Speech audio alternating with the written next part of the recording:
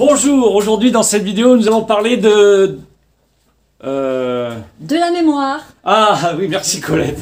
Bon allez voir, alors vous inquiétez pas si vous perdez vos clés, vous savez plus où vous avez mis vos lunettes, votre smartphone, vous rentrez dans une pièce, vous avez oublié ce que vous êtes venu chercher, c'est pas grave, c'est pas grave, c'est vrai que quand on vieillit on perd un petit peu la mémoire, tant qu'on en est conscient, c'est pas très grave. Le problème c'est quand on n'en est plus conscient, et là c'est plus embêtant parce que ça peut être un des premiers symptômes de la maladie d'Alzheimer. Mais ça peut se travailler la mémoire. On peut travailler en faisant des jeux comme les mots croisés, comme le Rubik's Cube. On peut très bien s'inscrire à un club de bridge, de cartes, quelles qu'elles soient, tarot, etc. Ça peut se travailler intellectuellement. La lecture aussi, c'est bien. La lecture, c'est parfait. Oui, enfin, il faut trouver une activité intellectuelle qui fasse plaisir. Exactement. Il y a beaucoup d'études qui prouvent que l'activité physique est une très bonne chose pour la prévention de la maladie d'Alzheimer, tout simplement parce que ça fait travailler l'appareil cardiovasculaire, donc ça vascularise le cerveau. Et là, aujourd'hui, ce qu'on va essayer de faire, ce qu'on va essayer de vous montrer, c'est un jeu qui allie activité physique et mémorisation. On se retrouve tout de suite après ça.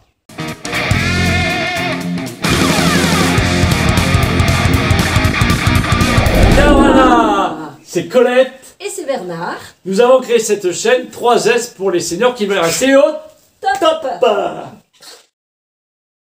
Donc aujourd'hui, nous allons faire une activité physique qui va également solliciter la mémoire. Alors la mémoire, qu'est-ce que c'est? Il y a la mémoire immédiate, il y a la mémoire ancienne. C'est assez compliqué, on ne va pas rentrer dans l'étude du cerveau aujourd'hui. Ce n'est pas le but de cette vidéo.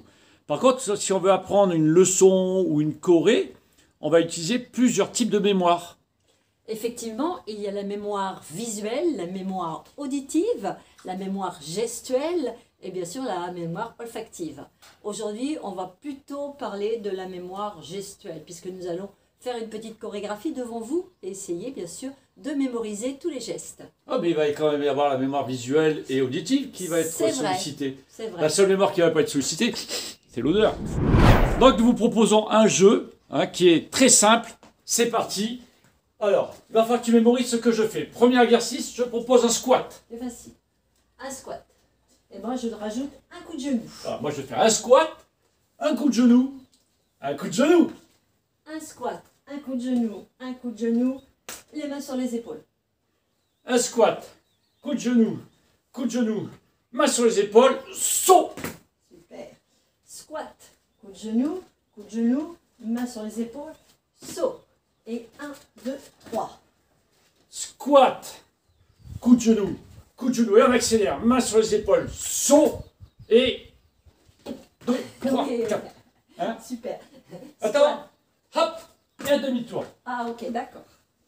Squat, coup de genou, main sur les épaules, petit saut, 1, 2, 3, et demi-tour complet. Demi-tour. Demi-tour.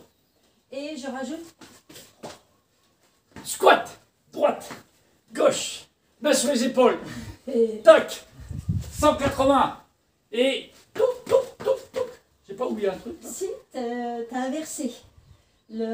Ça, c'était... Voilà. Ah, plus de mémoire que ça. Mais pour aller un petit peu plus loin d'activité physique, maintenant nous ne sommes plus adversaires, mais nous sommes partenaires. Et nous devons répéter 3 fois la choré pour qu'elle soit parfaite. Alors, et hop. Ensemble. Coup de genou, juste après. Attends. On y va. Mémoire.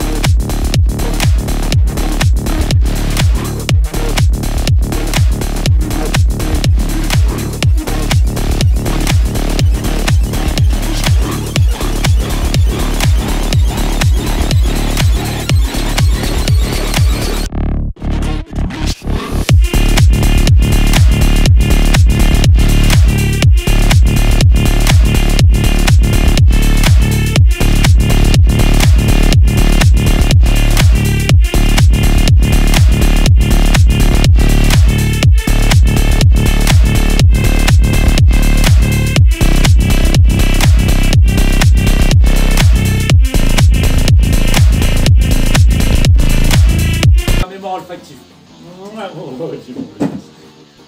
Ok, donc, et pour complexifier la chose, vous pouvez également compter les points. Alors pas comme à la pétanque ou au ping-pong, 1, 2, 0, 3, 0, 4, 1. Non, on va compter les points à façon tennis. 15, 15, 15, 30, 40, avantage, avantage dehors, avantage service, le nombre de jeux. Je vous montre tout ça sur un tableau. Évidemment, vous faites ça, vous faites le comptage sans papier, sans crayon, pour continuer à travailler la mémoire. Et vous allez dans les commentaires pour me donner l'explication de ce comptage un petit peu compliqué au tennis. Petit indice, c'est un jeu du XVIe siècle qui était pratiqué d'ailleurs en métropole, en France. Et puis on se retrouve la semaine prochaine pour une nouvelle vidéo. pour une nouvelle aventure.